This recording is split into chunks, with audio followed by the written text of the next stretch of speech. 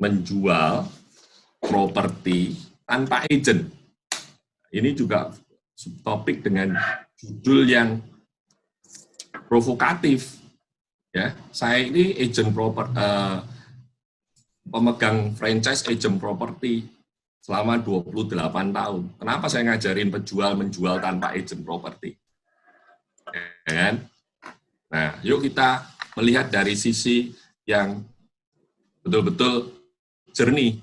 Ya. Kenapa sebagian penjual saat ini masih berpikir bahwa dia mampu menjual properti tanpa agen properti profesional?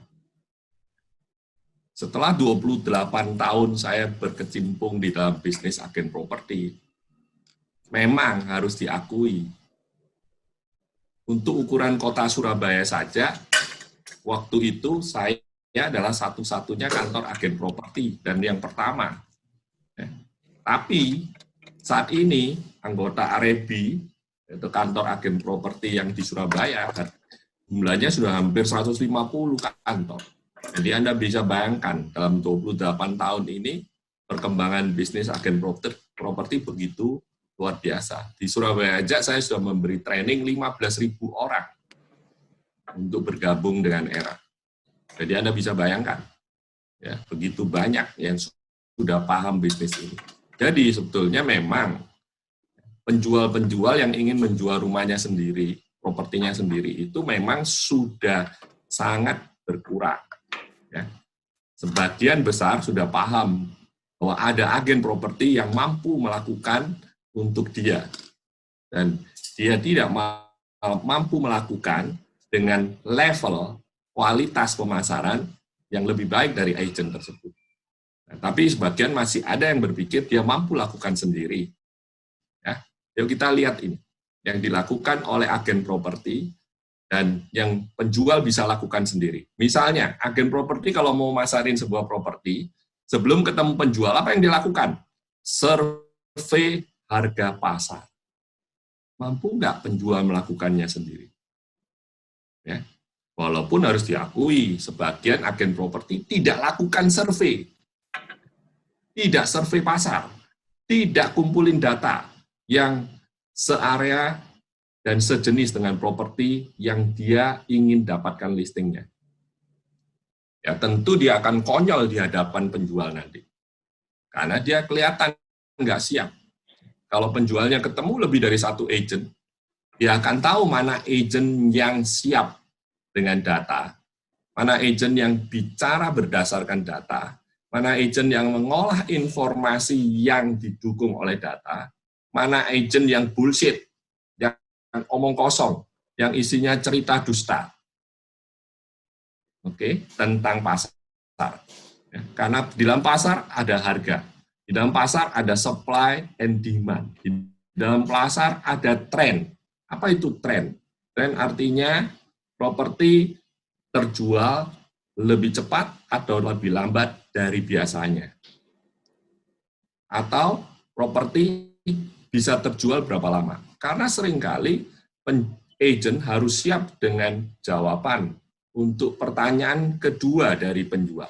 Tadi pertanyaan pertama penjual selalu tanya, rumah saya bisa laku berapa? Oke, bagaimana bisa jawab kalau nggak survei pasar? Oke. Pertanyaan yang kedua yang lebih sulit dari penjual adalah, berapa lama rumah saya bisa laku? Ya, maka jawabannya pasti dusta kalau nggak berdasarkan data. Kenapa? Ya cerita aja seenaknya sendiri, ya kan? Maka ada konotasi orang sales, ya kalau nggak bohong, ya kan?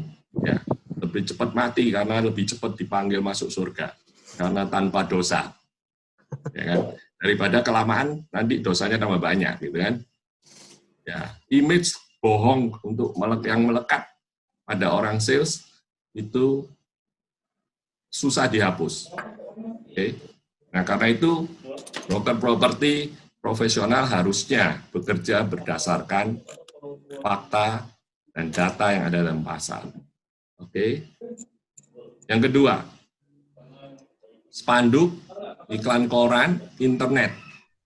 Apa bedanya penjual memasang spanduk sendiri penjual pasang iklan di koran atau di internet sendiri. Beda banget, beda banget. Ya. Kalau spanduk dipasang oleh penjual, yang nelpon siapa? Ya.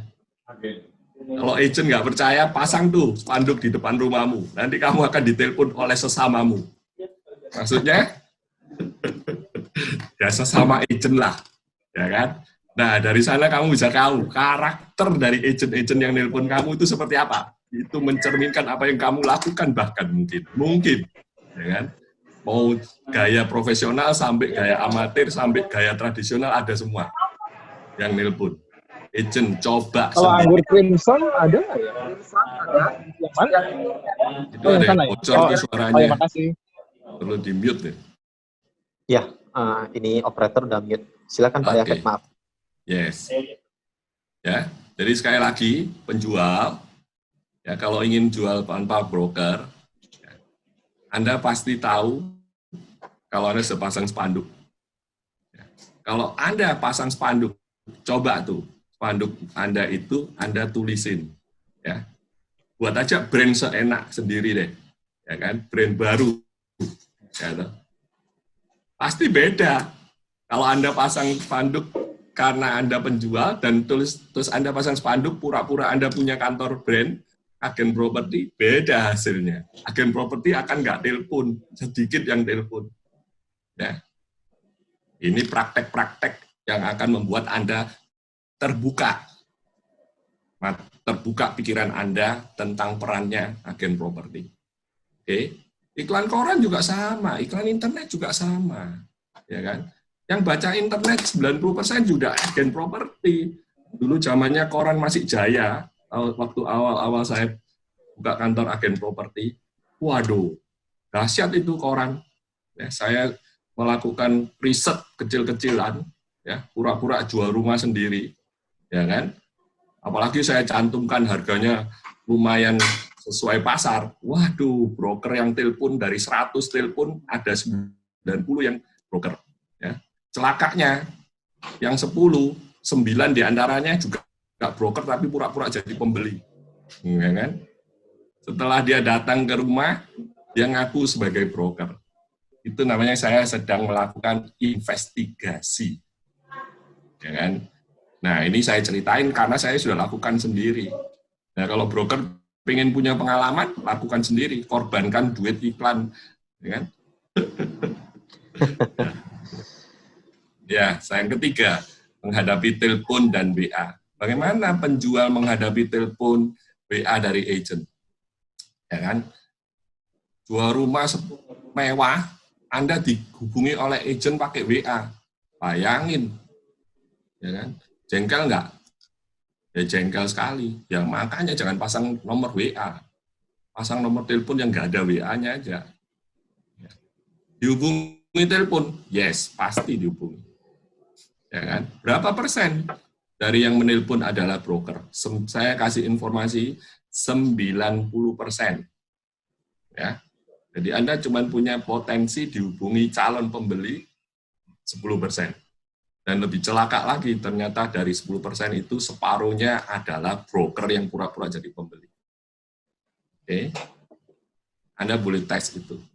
Apa yang saya ingin sampaikan kepada Anda sebagai penjual properti? Cari broker idol Anda. Karena strategi menjual properti yang terbaik bisa dilakukan oleh broker profesional, bukan oleh penjual. Oke, kita mau jual properti. Saya kalau mau jual properti, saya mau cari pembeli yang banyak. Ya, saya mau cari pembeli yang banyak. Dan tidak ada cara yang lain selain menggunakan broker profesional yang bekerja dalam network. Mereka akan dapat pembeli lebih banyak. Dengan saya dapat pembeli lebih banyak sebagai penjual, saya punya posisi tawar yang lebih baik, dalam negosiasi harga, dalam negosiasi persyaratan pembayaran, dalam negosiasi memilih pembeli yang tunai kalau bisa, bukan yang KPR. Ya, Karena KPR pada zaman sekarang, zaman corona, banyak yang ditolak sama bank mungkin. Atau plafon kreditnya diturunin.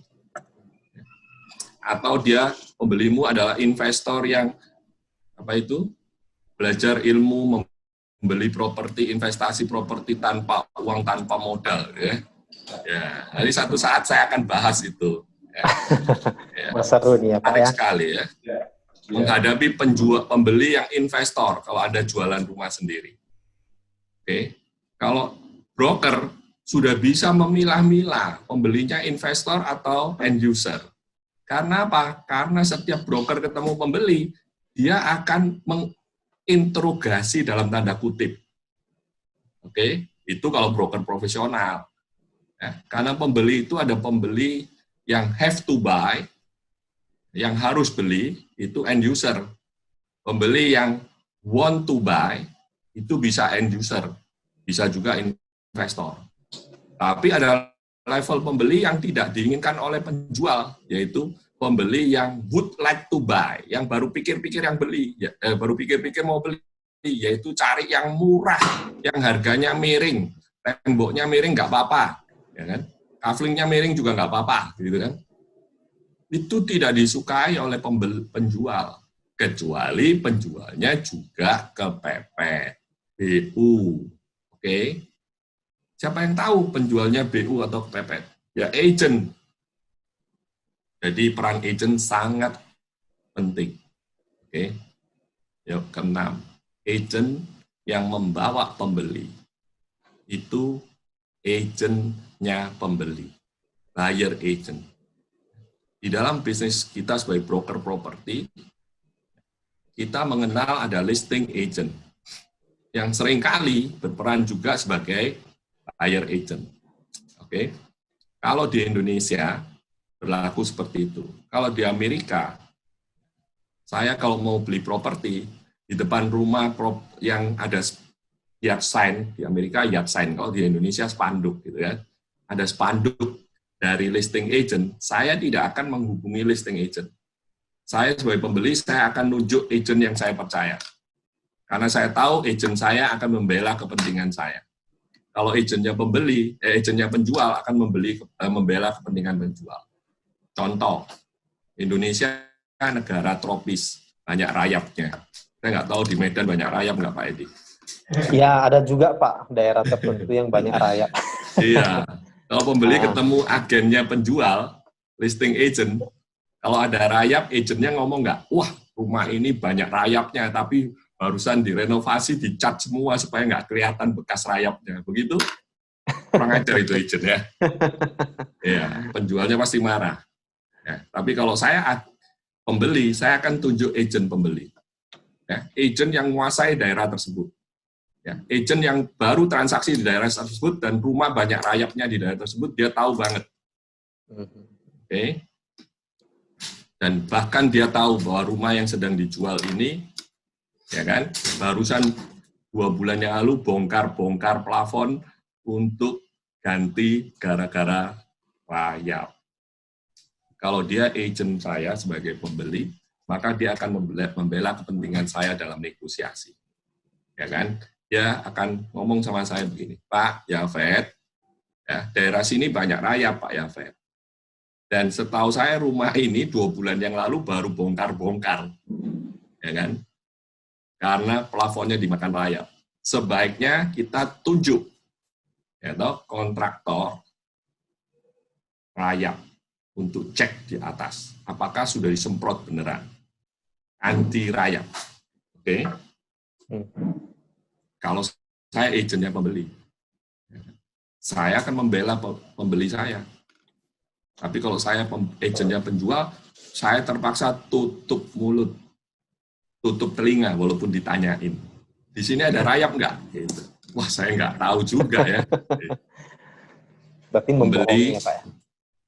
Pembeli, Anda mau dibela, ya, atau Anda mau dikelabui, ya, ditutup-tutupi, ya, yang tidak didisklose kelemahannya dari properti daerah tersebut.